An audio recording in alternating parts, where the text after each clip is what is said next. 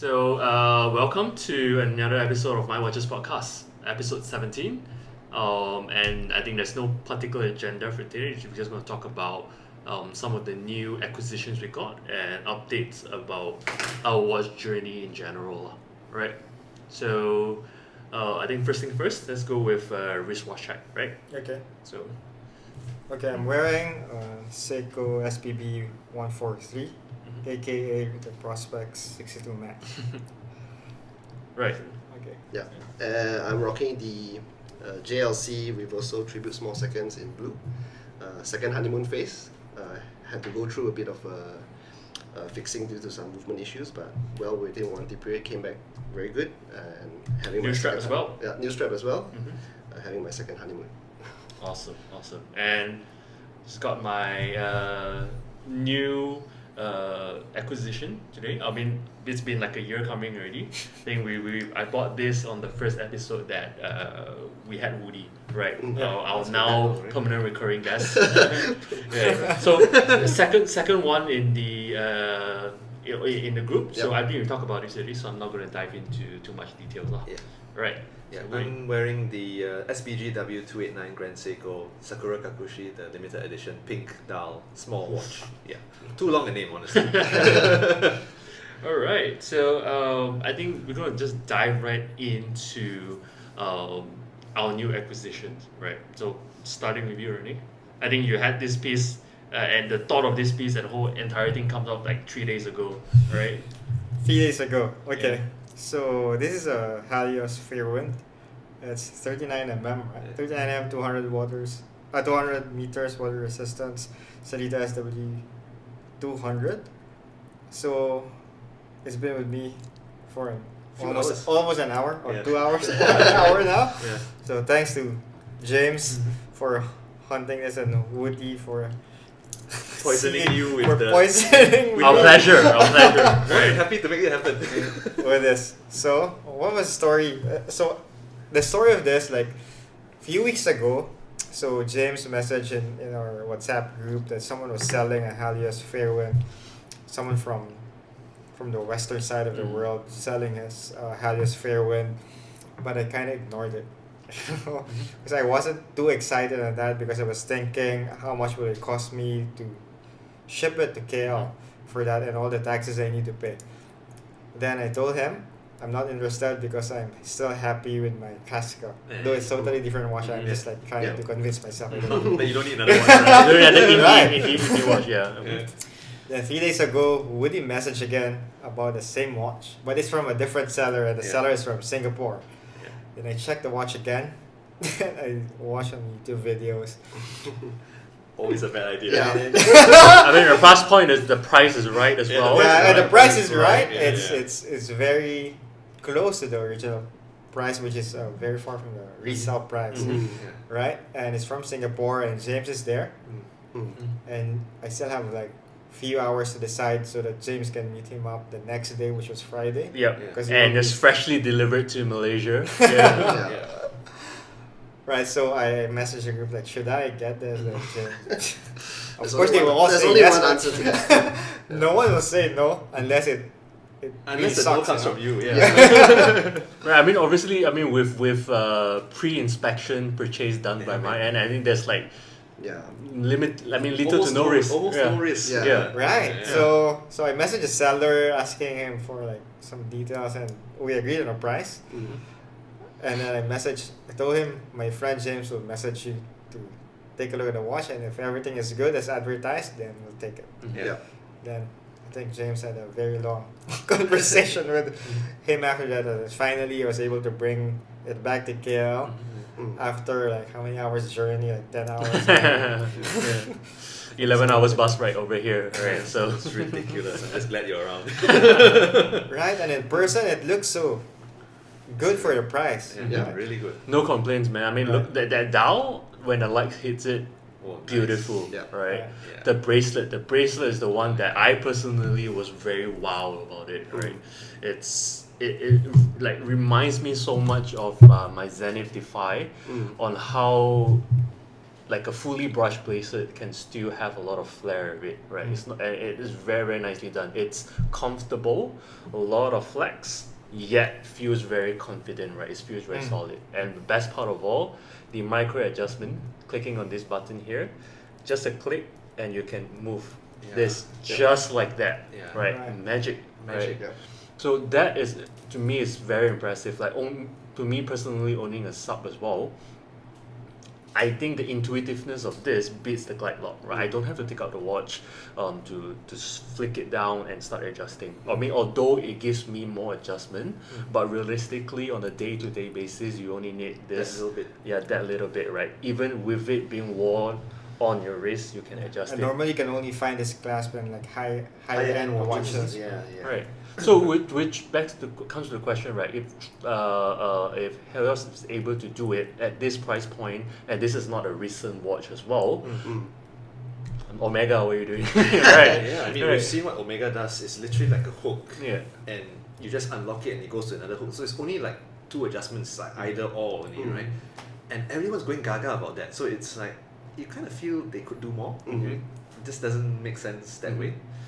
But I mean, so I mean, this is also an avenue for us to shine some lights on indie brands, right? Yeah. I mean, what are they doing with it, and the great things that they are doing with it, and I mean, I'll say, don't look down on them Correct. in Yeah, a way, yeah, right? yeah. So there are a lot of options Yeah. available Yeah. besides good name brands that you can check out as well, and it's very, very value for money. yeah, I think 2 Right. brands you can immediately look for that has this exact feature is Monta in the US, and I think Nodus, their latest Avalon, does this as well. And they're not expensive compared to the big brands. Yeah. Right, so amazing piece. I mean, like, I had it longer than Renee actually. So I had some time to take some photos of it, and yeah, so I really love this. Right, it's a very, very good piece, and congratulations on this. Thank Yeah. you. Yeah, congrats, man. Yeah. Yeah. Right, so over to you, Han. All right, over to me. So, new watch alert as well on my end. Although it's not on my wrist, and it's because the piece it's a Rolex Explorer 124270, the latest one, 36mm. Having a bit of technical issues, but should be back on the wrist pretty soon. But just gonna summarize some of my thoughts of it. I had it on the wrist for 1 week. So I'm gonna talk a bit about the price, how it fits, how I feel the fit is, and aesthetics of it, and how it overall ties into how it makes me feel about my collection moving forward, right? So starting off with the price point, I was always very intrigued or interested in the Explorer. I've always seen Renee's 39mm Explorer. I tried on a friend of ours, Pete's 36mm Explorer, and I like the fit of that, and I know the differences because the 39 one is a bit bigger because of the male end links and whatnot. So I kind of know that 36 is the way to go for me, and of course with Rolex going back to the 36mm from 39 and discontinuing the 39, I knew I was kind of in trouble. But yeah, I didn't expect to purchase it, but here I am, and it's done. So I think a lot of it is to do with the price, where watches nowadays, like the ones that I felt interested in or I could own, like Grand Seiko's or the new Zenith's Chronomaster Sport, the El Primero reissues, the Breitling every time are the new ones. They're all going around 30 or upwards of 30. And suddenly, even the resale price of the Rolex, which is kind of like normalized or cooled down a little bit, starts to feel not too bad, you know what I mean? It's still a bit ridiculous, but not so far-fetched anymore. So that kind of triggered me, like, hey, it doesn't seem that bad anymore. And which goes to say that if you could actually buy the Explorer for like the retail price, the 28, I think for what it is, it's a no-brainer. Looking at everything else in the market, right? So that lead me to just like, yeah, fuck it. I don't see to me, I just feel like it's kind of cooled down to kind of an equilibrium. Maybe the other more hot models can still have a way to go, but the Explorer premium didn't fluctuate that much anyway, correct. so I kind of feel like it's kind of reached a cooling point. It might go lower, but I guess I wouldn't feel too bad about that, right? So I'm comfortable with it, hence I pulled the trigger in the end, right? So that's on the price. The fit and aesthetic, I think, fits like a dream. 36mm, and my journey in watch, I started with the Speedmaster, which is a 42, and then I had the BB58, which is the 39, and I started to feel like, hey, you know, actually, I started to become more sensitive to fits, right? And then I went on to own a few 38mm watches, the sub 33, the sub 17, and then also the MING. So these are all the 38mm watch. And then I got the Explorer 36, and after wearing it for a whole week, I mean, because I wore it like once or twice, you don't get the same feeling, but when you wear it for a whole week, it starts to have a bigger effect on you, right? And you start to look at your whole collection, and you're a lot more sensitive to the fit, and you kind of feel like, wow, maybe I should kind of relook at some of these things, whether it really fits what I'm trying to get, or what I actually like, right? So that's how it made me feel as well. But for what the watch is in terms of the aesthetics, I think it's rightfully, as some people may call it, it's like a super boring watch, or it's just very plain Jane. But I think for what it is, it really is executed to the highest degree, right? It does what it designed to be. This is what it does be. The loom, the markers, the legibility, it just does what it needs to do and nothing else, and it does it as good as it can, right? Even the movement is like superlative chronometer, service longevity is like 10 years. And that's an AR coating? Air coating on the inside, right? So really great. So really I feel like it is the perfect go anywhere, do anything watch. Especially for a small wrist guy like me. Maybe if you have a bigger wrist, your mileage might vary. But I think for me, I at least all the watches I own so far, this was the one that really made me feel that way. And so much so, even as cheesy as it sounds, I kind of felt like putting myself in more different environments just to see or feel how the watch will make me feel. You know, I've only had it for a week, right? So, but so let's see how that will make me change my feelings towards it moving forward as well. I'm very curious. But now that I have this super boring, well executed watch, I kind of look at my collection, and now I feel like if I were to expand my collection, I need to make sure that whatever I buy is not kind of conflicting with that, because this just does it so well what it does that the moment if I buy another watch that is kind of like have some certain characteristics that's the same, then you kind of just fall back to that anyway in a day-to-day wearing situation, right? So I kind of feel like whatever I need to buy now is going to be something that's either a totally different type of watch to that, like a chronograph, which my Speedy is already there, or a certain design that is very unique, right? Like the Ming, for example. So I kind of arrived at a situation that I kind of feel like the collection is kind of needs to consolidate, and kind of I want to use the word mature in a way where I kind of need to be very selective moving forward with how I expand the collection, and don't really know whether it's a good or bad thing at the moment, to be honest, because I fear that I also might kind of lose the joy, in a way of trying a lot of new things. But let's see how it goes. But if one were to ask me now, what is the next thing that I'm looking forward towards, it's still something that I've been talking about a lot in the previous podcast, which is for Grand SEIKO to put the spring drive in a watch that is like the Explorer in size, which is a 36mm. So basically put an Omiwatari movement in this watch. Yeah, exactly. You've got a customer right here. So Grand SEIKO, if you're listening and you're strapped for cash, you have one customer here. So the spring drive movement in that case, light colored dial that's not blue, I'm your guy, right? So I think that's how I feel about the Explorer. It's been a week only on the wrist, and I have to say that it's the first watch that I got that made me think so much about the whole journey of collecting. Where do I go from here? And rightfully so, right? I mean, it is a significant purchase. But when you buy new watches, you kind of reflect a little bit. But this one really made me reflect a lot, right? And I'm also continuing to, and I'm sure I will when I get it back as well. So really looking forward to it, man. But I mean, like, it's been a long time coming, right? I mean, you have seen or heard multiple episodes that Han has been like really talking about it, and you finally got it, right? So I think congrats for that. And just wear it in good health, like eventually when it comes back. So it's quite surreal actually, because whenever I talk about it, I always feel like it's a half joke, half serious thing, and then I really didn't expect that it would be this soon as well. I kind of feel like I was also kind of hoping that one day I can get it for retail if the market really cools down to that level. But I kind of feel like if it's at the place where I kind of feel comfortable towards it already, I don't want to regret not getting it because it is something that I've been looking for the longest time. And looking at the older versions of it, the price of those is also upwards of the retail price. It doesn't really make sense, right? You don't have the warranty and you're kind of paying more than what the latest model price is.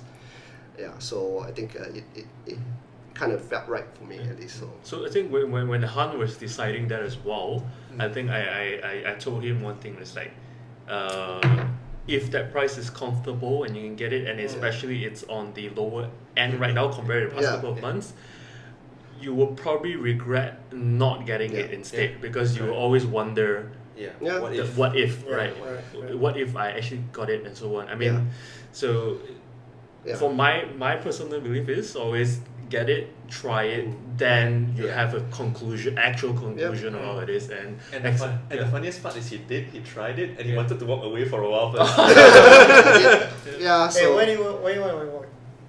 Hold it for a bit. And I wanted to hold it for a bit and maybe think about it while I liquidate certain things and get some funds going together. So, but in the end, I just pulled the trigger lah. But and shout out to Woody as well. I mean, I won't go into the details, but Woody was a big help in helping me to realize this purchase as well. So thank you. I think if you wanted it for so long, and we all know that, right? So it's only a matter of time, which is why what James said is absolutely right. Right. So I mean, like, I'm known as the FOMO guy over here, right? And I always believe in pouncing on every opportunities that you get. Because learning from my mistakes, there were several opportunities that was missed out and stuff. But of course, within your means, right? Within your means, right? So once again, congrats, and looking forward to see how your journey evolves. Definitely. Cool. I'll go next real quick. So in terms of new acquisition, what I have it's just the 1709. In terms of updates, I don't think you need to talk much about it. I think it's beautiful. The dial, it's mesmerizing. The fit is great on my wrist as well. I think previously we talked about me wanting to potentially swap it for a burgundy variant because I figured there's quite a lot of blues in my existing collection already. But it wears so well, man. And the blue is just way more striking than the burgundy. The burgundy is way more subtle, I would say. The burgundy is more flat. I mean, I see it in person. The light play is definitely not like that. The light play is just a bit different. It's more flat. It's more understated. But this is really. So same thing for now. I'm just going to wear it. I think it's just going to be on my wrist for the next couple of weeks and see how it goes. If I do decide to swap it and I need a red in the collection, I'll do that at some point in time. But at the moment, enjoying it for now. I mean, it's only been like 5-6 hours since I got this, right? So many more times needed to be spent on the wrist lah. Enjoy it. All right. To you, Woody. Okay, so in a previous episode, I talked about an MCU reference called the snap, where Thanos snaps his fingers, right? And the guys use it very often these days. I'll call this part of the story the multiverse of madness, right? Yes, they've all pointed out that I've gone a bit mad. It's correct. So in a span of how long? It was about only a month, right? And I procured not one, not two, 3 pieces. And it is like opening up portals. So if for those of you who have not watched Doctor Strange and Multiverse of Madness, the concepts are just this. You can open up portals to different realities, and if you combine that with the idea that that man can control time, right? So now, I basically opened up the portal to the vintage and new vintage world. Prior to this, I didn't, because it's actually quite a scary place, because you need to know what you're doing and all of that. New watches always very safe. You have the warranties and all that. You'll be fine. But then I got introduced to seeing old Rolexes, especially those with the vintage tritium patina. And my goodness, after seeing that, right, I could not unsee the original organic color that when I look at Fotina now, I get why people don't like it. And so that was the first clincher. So I was like, okay, actually it's quite safe to do this. And so the first thing that happened was, I've always wanted the Hoyer re-edition from 1996 that was based on the original 1964. And a couple of people actually, I found out after the fact, friend Marshall has it, and it actually came from another friend, Pete, who sold it to him. And I've been bugging Marshall for a long time. It's like, are you ever going to sell it, right? And it's like, okay, you know what? Now that I've got a bit more confidence, let me go and look for one. And it just so happened that one night I was looking at Carousel, 2 hours old, in Singapore, and James being in Singapore, right? And I just messaged the guy and bought the seller, all the advice you can have, right? And I was like, James, if you don't mind, if you could make this work, right? I'll make the payment and sort everything out, and you go and see the guy, right? The guy's a great guy. I think it's an elderly gentleman who's just kept it in a safe for a very long time, right? And James collected from me, credit to him. I remember when he messaged me, he's like, dude, I don't know where you found this guy, but it's in immaculate condition for a 25-year-old watch, right? So that was the first one. And that, now you have seen one reality already, right? And it's now the addiction starts. So you go like, okay, let's be very careful about this. Then the next one came, which was unfortunately the night I went to watch Maverick. Came back from that, it was 1 a.m, the night of the Champions League, the match was delayed, I had nothing to do, right? Yeah. And I was messaging these two guys and said, I think I'm in trouble because I just spotted something else, right? A couple of years back, I attended a GLC event. It was a Soundmaker event. I've always wanted a memo box, but the new ones are always really big. So I remember telling the friend that I went with, I said, one day, I will search for a vintage one. Prior to the movie, I actually found an old one, but I was like, you know what? Maybe just double check everything before I do anything silly, right? This is 2 a.m. in the morning. You're bound to do something silly. So looked at it and I asked these guys, should I go for it? And of course, the guys seemed very nice. I was like, go for it, man. I mean, we have heard you talking about Memo Box several times as well. And so on, yeah. I mean, I took a chance. It was on Chrono 24, escrow all in. Made sure the security was there, got it in, and yeah, so it's sitting right here. But how were you able to choose? Because in Chrono 24, like maybe like there's like a few, like 10 or 20 listings. So I think that's the part about looking vintage also, right? It's the journey of looking at all the previous editions, and then I stumbled on this one, which has a very balanced dial, and it's manual wound as well. And so when I saw it, I'm like, I've never seen this one, so I went to quickly research, and it's like, I think this is the one. And it was also very affordably priced compared to the competition, and it full box papers and all of that. So I was like, you know what, I might as well take a chance with this. And I think the wonderful thing is, I mean, I've listened to the old ones, I've seen the new ones, right? And the nice thing about this one is it's got that old school bell sound. And the guys have listened to it, so I'll just put it on recording. I don't know about you guys, but it makes me feel like it's recess. Yes, definitely. Yeah, so that sound, right? It's because it's the first one in a manual wound that they put a gong mechanism. It used to rattle the case, so it has the cricket sound before this, and then this in the 90s was the first time they did it in that format. So got that, and I told myself, okay, it's actually a very dangerous place now, this multiverse of madness, right? So I started to put protection spells. It's like you need to put them there, right? And the guys were also asking me what were the spells. So I said, because we're all enablers, right? So I said, if you find something that can break these spells, right, I'll be in trouble. So they were. I think the first one is the same condition I always have that ties my whole collection together. The watch needs to have its own merit to be the first at something. So this one being the first manual wound master control on the gong mechanism, so that passed. I have a preference for tritium patina for vintage watches, so that would be an ideal, nice to have. But the most important one is it should not cost more than a current model watch in the current catalog that is still being sold. So that rules out a lot of Rolexes, because if you think about it, the old Rolexes always cost a lot more than even the new ones, right? So even if you meet everything else, if that doesn't pass, I'm not getting it, because I feel that it's not quite right. You might as well get a new one with the guarantees and all of that, right? So that's a protection spell. But even that, as a watch collector, you can slip. So I thought that was that, Then you tell yourself it's time. But then there was another problem, because I had an allocation for this watch I'm wearing on my wrist right now. And it's a limited edition, and as James implied, right, FOMO, right? I've learned it from him as well. I don't blame him for it, because it's true. If you get an allocation that not many people will get, right? If you could actually just get it and think about it a bit and then decide whether you want to get it or not. So I told myself, I'll go. Get a friend to go as well. I gave him specific instructions, like, if you think it doesn't suit me, right, it's fine, I'll walk, But it's like, go there, decide, try it on. Even James said that to me, I remember. He said, try it on first and then you see what it feels, right? So I remember going there, and I was a bit late because traffic was really heavy. And my friend looks at me, he arrived there 10 minutes earlier, and he says to me, bro, you're dead. I'm like, what? And then so I picked it up, and few things hit me. The first, Zaratsu polishing is black polishing. So the first time I saw it, the both sides of the 44GS, which really showcases Zaratsu, was completely black. It was reflecting black, and I'm like, ouch, that looks really good. Then the other one was putting on the wrist, right? Even Han has tried it. He's got a very similar wrist to mine. It's like, it wears like a dream. And then the third one was the fact that it's pink. You are worried that it's a bit too feminine, but it's got this silvery hue, and it disappears to almost silver under certain light, right? So it's like, yeah, you know, this one. And then my friend looks at me, see, look at the person that you are, because I don't exude alpha in any kind of way, right?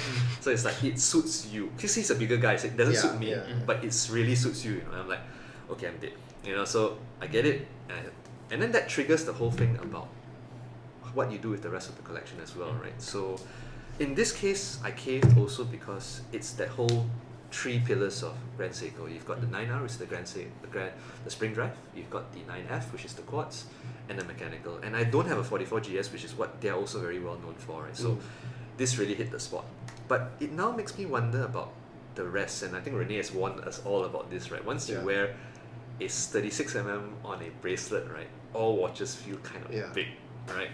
So that's a potential reality. And to the same MCU reference about the multiverse of madness, I'm also now looking at all alternate realities of what may happen, right? So you're seeing what happens to your next acquisition. Could be a Rolex, it could be something else, because I now see everything as in the past. And it's really dangerous because whilst you're looking at new watches, right, you're limited by what Watches and Wonders and Barcelona releases every year, right?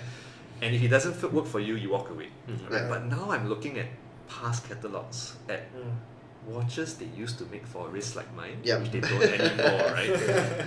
And it's like, oh my god, it's like kid in the candy store, right? So it's really, really important to put those ground rules and all of that, right? So really trying very, very hard to go into a Zen mode right now. I feel like America should invest in it, like learning spells all over again, right? Just to not avoid jumping into different portals. But yeah, so that's where I am. I cannot say that I'm stopping. It's very addictive. I think vintage is a very interesting space.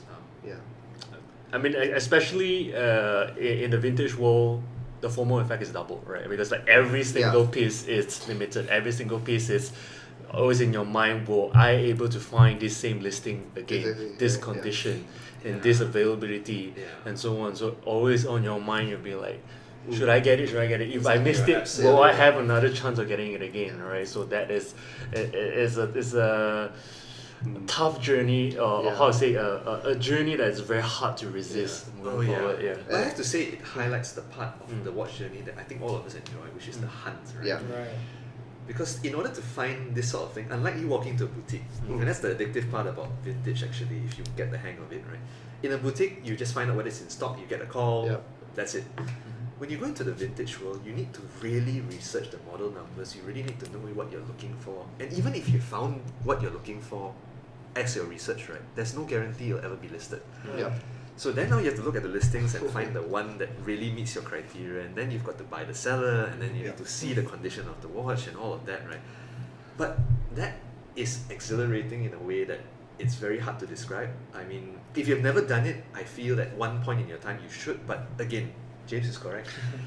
It is incredibly FOMO, because it's like, you imagine, right, you see the watch in front of you, like, you may never see it again, you know? It's like seeing a tiger in the wild, you know, you may never see it again. So you have to be conscious and very careful about whether to commit or not. And that's why for me the protection rules, the spells that I cast is very important. You never know how many other potential buyers is talking to the guy, right? So so you kind of you don't really get a lot of warning as well. It's like maybe you sleep on it and then the next day the guy's like, hey, sorry, it's sold. Right? Correct. So I mean, I think the interesting journey that since the Hoyer purchase, that I actually met. Because I helped Woody to collect it and inspect it beforehand, and I met the seller. It's the first owner of the watch, right? I mean, it's the one and the first owner of the watch, and he has had that piece for over 25 years, and it's amazing to have that interaction with somebody that owns it, that kept it in that that immaculate condition with the original straps, the original receipt. And even a magazine cutout, right? Magazine cutout for it as well. It's amazing, and I think through that, I think it'd be really really cool if more watch enthusiasts starts offloading, or not offloading, when you do decide to sell it to someone that really respect it and will really into it and will really take care of it, as if you are passing down your watch to the next generation, and then you have the story for that as well. I think you sold yours as well. I right? sold my BB58 recently as well, to make way for the Explorer, and I did sell it ultimately to my girlfriend's friend.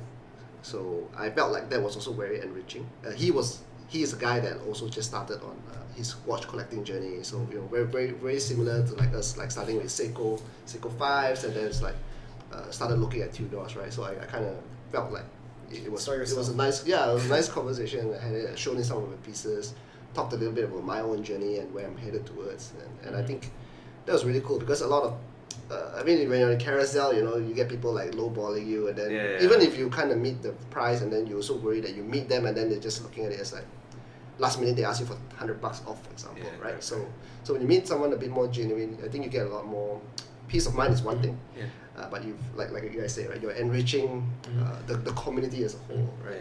I do intend to meet that gentleman up as well. He's a really nice guy, right? But I think that's a part of the watch experience that people are missing out on, kind of, right? And I think that's what you're trying to say effectively. There are a lot of interesting people that you can eventually meet. I actually make it a point whenever I sell even a watch to somebody, right? To spend some time talking to them, getting to know their collection and all of that, right? And I get a nicer feeling the more I get to know the person. Because you know that what's going to happen to it next. Right? It's almost like, passing on something that's valuable to you to someone else. It's in good hands, right? I think that's something that's really nice, because you're just expanding your people that you know, and it's a very niche community to begin with. So you're meeting more people with similar interests and all of that. And if it's someone who becomes your friend, you could even meet up and then have a look at the watch again. I mean, sometimes when you meet people like that, you won't even mind giving them a good rate and stuff, right? Because at the point, it's like it's not just transaction, right? And you be more than happy. I mean, you'll probably get more joy making less profit in this scenario. I think this also reminds me of like the video of Waco interviewing Ben Clymer of Vinky, and Ben Clymer said he used to watches if he knows the previous owner. He never buys for one. Because he wants to know the background. The history. That's fair. Right? Yeah, and I think that something that I think we should really get people to, encourage people to start going into it as well, rather than buying off grey dealers and so on. And you may not know the exact history of the watch, right? Because it may be passed down by X amount of users and so on. And second, it's that sort of bond or friendship or growing the community that was missing, right? And some grey dealer may be knowledgeable enough to give you the whole rundown of history and stuff, but oftentimes they're not, at least based on my experience. Because they're running a business, right? Yes, it's just they had this piece at cost, they need to make at least 10%, that's it. The story ends there, right? And you just lose out on all this potential friendship, like how we build as well, in terms of our group evolves. That's something that was very much missing I would say in today's community, at least the newer ones, right? Because watch collecting, I guess, is suddenly becoming a lot more famous with how, I guess because of lockdown and the Rolex price hike, that people are kind of finding ways to invest, and watches seems to be getting it to be a popular topic, right? And then, so if you go to a great dealer, obviously they're selling you things that have the greatest margin because they're running a business, right? You imagine, buy this one in last month increased 20%, it will not stop and stuff, so that's the message that you get. So they are steering you into the direction of what, it's not to say that you shouldn't buy the watch, but it's more of your perspective is so narrow to just that limited options only. And I think social media doesn't help either, because it's a real echo chamber. It's you just key in a watch that you like, right? You're going to be shown plenty of Instagram photos of people making it look really good, and then you're going to go on YouTube and listen to all these YouTubers talk about it, right?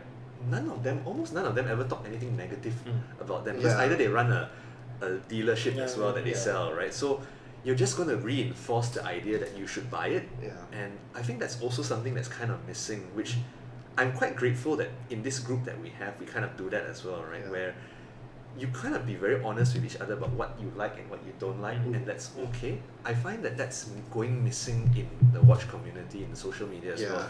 Because they want to sell you that watch, or they want to justify why they bought that watch, right? So they're never going to tell you whether it works for you or not. They're going to tell you, like what James said, oh, it's going to appreciate, this is a good price, you know, it's like got all this history and all that. But that's not the community that we kind of started off in. Yeah, kind of like I also kind of feel like even some watch forums nowadays, even though it's called watch forums, but a lot of them are kind of like giving this type of sentiments as well, like, oh, you're in the in crowd if you have certain pieces and whatnot. Yeah. Circle jerk. I realize circle jerk, right? Circle jerk. So I've like looking back of how, like myself, I think James similar as well, how we started on the journey was just that I was always kind of like interested in watches, but not too knowledgeable, and I just wear something simple. I was wearing an Orient Bambino at the time. I wear it every day. It was my go anywhere, do it all watch. Or maybe your strap is more expensive than your watch. Yeah, exactly. My strap is more expensive than watch, but I totally loved it. I wore it every day. Yeah. Wherever I go, I wore it, right? And then I met Renee, of course, at work, and then he wears some of his watches to work, and then we started having conversations. And if you ask me back then, like, I'll be sitting here in this kind of setting with that kind of collection that I have today, I'll tell you, you're crazy, right? I just wouldn't imagine that. But here I am, and I think that's a experience that will never be taken away from me, right? It's not just like, oh, I went to a dealer and then I started buying things and then here I am, right? So I think I think the point is to not we're not shitting on watches, popular mainstream watches and so on. There is definitely joy with that. Like even Han just got a Explorer, right? There's no nothing wrong with it, but I think it's more of what we're trying to say is that try to open up your mind a little bit and not just look at the hype pieces, right? In watch journey, regardless of price, regardless of status, of brands, of watch type and so on, even something as basic as let's say you have like a $30 Castle watch that you got from your grandpa or something like that. Even something as cheap, as basic as that can also bring you joy. And there's more to that than just expensive, flashy pieces in your whole entire watch journey. Yeah. So going back to that example, it may sound like I'm a hypocrite because that, and I shit on Rolex all the time, right? But I think the choice of me buying an Explorer was a very deliberate one. I mean, I've been talking about it a lot, and I have my reasons about the fit and all that, and that led me to that. But I think it's a very deliberate choice, and that's why you guys also support on that, right? So like Woody shits on me. I shit on Rolex all the time, but he was very supportive. I was the one that said to him, it's the one that you want. Let's go and get exactly. it. And because you kind of know that that's really what that person wants, right? Exactly. And that journey sort of culminates in that. I think that's also a very important bit of advice. It's a bit like you kind of really need to know what you like and why you like it, and not what social media, what your friends tell you why you should like it. I think that's very important, and I think that's something I admire about this gentleman here as well, because it's like they're very clear about what they like, and truth be told, right, we don't share any much similarities about what we like. That's very true. I think like James doesn't like the Explorer at all. I know I can't wear the sub at all. Okay. I'll never wear the sub. The new ones at least. Correct. And so it's like it's just that you need to kind of curate that yourself, right? And be very clear about what it is that you want. Because otherwise, I mean, I'm facing it right now as well, because that's the reason why I have these protection spells also, right? Because otherwise, it's really madness. You can go anywhere, whatever, you can go absolutely crazy, but you kind of need to do it within reason and within your means as well, right? Yeah. And joy can be found, but I think community is so important. Yeah, very fair.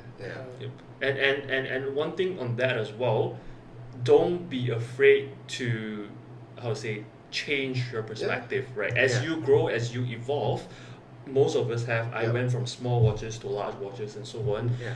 After having those hands-on experience, you may actually change your perspective, and that's totally fine. Yeah. As you evolve and as you maybe at different point of your life, as you grow older, you may like two-tone watches for some reason and so on. Go for it. So be it, right? Yeah. I mean, that's the Yeah. the interesting thing about it. Things are always changing, Yeah. and you're always re-evaluating your existing collection, Yeah. right? Mm. So that's the fun thing about it, Yeah. and don't be afraid to do that, Yeah. I would say. So I think as much as we enable each other, I think what we actually are doing is we do keep each other very honest to what we are doing in Yeah. terms of our philosophy. Everyone has collection our philosophy. our collection philosophy, right? So we do keep each other honest, right? Yeah.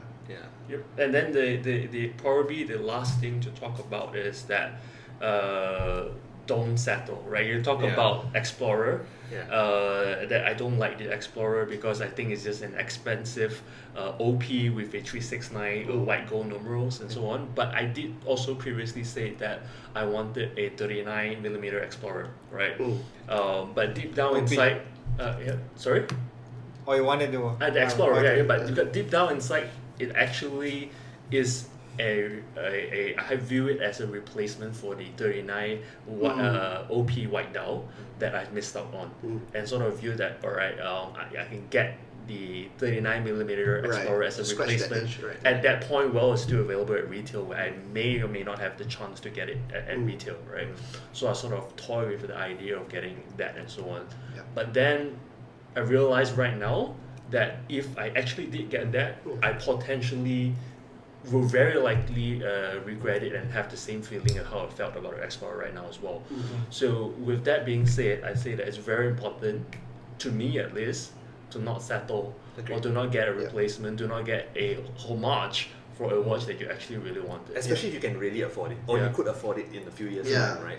I mean, if it's like 100,000, 200,000, you don't think you can afford it, Yeah. okay, maybe that makes Yeah, sense. But if it's something you could save for, I think work towards that, because the satisfaction is so different. Yeah. And the journey to get it also will be so much more memorable. I think that's really important Yeah. to not settle, I think. Definitely, as that's how Woody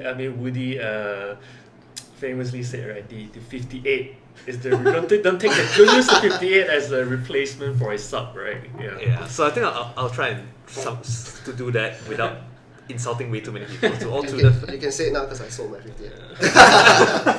So to all Tudor fans out there, you may want to cover your ears, but effectively the philosophy I've always told the guys is this: if you like the 58 for the 58, that's fine. But if you've never tried a 5-digit Rolex and you declare your love for the Tudor, right, I suggest you do that first. And once you've done that, come back and tell me whether, in an ideal world, I mean, this is a hypothetical scenario, right? If you could get a 5-digit Rolex for a price that's reasonable, let's say 20-something thousand or so, right? Would you get that if you had the money, or would you get a Black Bay 58? There are individuals who will say the Black Bay 58, which is fine because it is the more robust watch. You can trash it around and all that. But when you look at it very carefully, it's really where the origins of that came from. The thickness that everybody's so happy about, the thinness, that original gilt light look, all of that's coming from the tritium patina of that 5-digit watch. It's really that. So what I have a problem with is people who that there are individuals that discover that and then they start to sell off the Tudor, right? And it's like you've basically done like crime or something like that. Cardinal sin. But it's not it. It's really the fact that Tudor is a homage to Rolex. You just have to accept that. But I've known people, I think James also knows some of them, that they own a lot of Rolexes and then they buy the Tudor. But they're very clear about why they do it, because it's that really watch that they can just trash around, right? And they don't worry about the value retention, They can bring it to the beach, and all that, right? And they don't have a worry in the world because they know that there's no issue of being robbed or whatever, right? But they buy it with that knowledge, right? So for me, right, people who buy the Tudor who have never seen a Rolex or never tried a Rolex, especially a 5-digit one, that's settling, right? And so you may want to go and see that. You may want to go and see it first, but if you do, and you then still say that the Tudor's for me, that's good on you. I actually appreciate that. I really respect you for it. But if you've never seen one, never tried it, trust me, once you've tried it, many people have walked that path, right? they will admit that that's the old king, and that's why it's called the old king as well, right? But that's not a diss on the current Rolexes. I think the current new ceramics are really great for what they are. It's just that if you really like the Tudor for what they are, right, you need to really understand why it is that you like it. And it comes back to the point of not settling and knowing what you really like about it, right? I think if you figure that one out, you will wear it with confidence, right? I won't call you delusional, but if you've never tried it and you feel so strongly about it, maybe go try it first. I mean, learning from that as well, which is sort of one of the reasons that why I don't mind selling my Black Bay GMT, right? Because end of the day, my end goal is still working up towards the Pepsi, right? But there are still pros to it, as in is a modern. You can also, if you understand what it is, and it's not a substitute for you missing out a ceramic Pepsi. There's also another avenue, another perspective to look at it as well. It's one of the ways where you can get a modern solid watch in a aluminium bezel, which gives a different vibes from a ceramic. Right. Because the only way that you can get something that's a similar robust level, it's going to be the ceramic one, and you may or may not like the ceramic feel and so on. Right. So view it in that perspective, and like and don't, in a way, if your end goal is still going to be that ceramic, then in a way try to work your way up to it. Or at least be honest with yourself that you are working your way up to that. And this is the placeholder. Yeah. Right? I think that's also fine. But I think it's those who are in denial, that's the ones I have issues with. Those with the conviction to say, no, I actually really like this. And I've seen the other one, but that one maybe a bit. And some people who have budget constraints, that's also okay, right? As long as they admit it. Admit it, right? Yeah. It's those who don't that I take issue with, but then again. There's this like even if people like, because like the BBGMT is like what 16, 17 right now, versus a retail, not talking about a resale price of 120,000 ringgit. A retail price is like 40 plus thousand for the Pepsi ceramic, right? The 126710 BLRO, right? That itself is already almost triple the price, right? And if you look at it that way, it may make sense for you to get the Tudor after all. That's totally fine. I will never spend more than 40,000 over there, and I will take this. And even though it's not the end goal, but I'm okay with this, and I'm happy to just spend this amount of money. That's totally fine. That's absolutely fine. It's just being honest with yourself about what it is. I feel that if you know what your tastes are, you know what you're getting it for, you know why you like it, I think you'll be absolutely fine. It's just that when you're not very clear about it, often collectors can tell that you're kind of lying to yourself, because if I put the other one in front of you, you start going like, oh man, this is so cool. You know, so I think that's really the message here, and one of the messages we have also, right? It's like really not settling, but at the same time know why you're getting the watch as well, right? And get it for something you believe in, what you really want, which is what we all kind of do to each other, as much as we enable each other, right? There are many conversations we have where we actually stop each other and say that, do you really want that? Because it doesn't work for your philosophy, right? And we need to stress this as well. When we say don't settle, I don't mean start getting personal loan and getting that piece out, right? So that is also the wrong way of going about it, right? I mean, there are pieces that are like either way too hard to get or just way too expensive to get, and you just need to know where your limits are as well, right? You just have some self-control. Within your limits. End of the day, I mean, as like for us as like die-hard watch lovers, it is still a luxury product and so on, right? So spend within your means, please, right? There are all but more priorities in life than this. Just that we don't talk about it. Right. And so I think that's a good way to close it off for today's episode. Probably just to reiterate the message as well, I think there is more to it than just collecting hype pieces, Yeah. branded pieces, flashy pieces, Yeah. expensive pieces that retain values and so on. Even pieces that are free stuff can Yeah. bring you as amount of joy as expensive pieces, and potentially even more as well Yeah. if you know what you're getting yourself Yeah. into. Right? And everyone's, even though we say that everyone should have like to be clear on your own philosophy or direction, but that direction itself could change as well. Yes. And I see personally myself after getting the Explorer, it is going to change, right? I don't really know how, but I kind of feel that it will. So stay tuned for a few more yeah. episodes. So once I get it back, then I can share more on it. But what I'm trying to say is that don't be shy to experiment and change it. We're not trying to say that find your philosophy and stick to it for the rest of your life. It's going to evolve. Yeah, but Yeah. just be clear to yourself. Yeah. At any point in time, Mhm. what are you doing and why you're doing it. Yeah. Most important, I think most important, the last thing is ask yourself, is this bringing joy to you? Yes. Right? As cliche as it sounds, right? Yeah. Yes. Yeah. You need to ask yourself, it's Exactly. like, why are you Yeah. doing this, right? Yeah. If that, gives you clarity and you can truly tell yourself that Yeah. I'm happy with this, Yeah. essentially that's all that matters.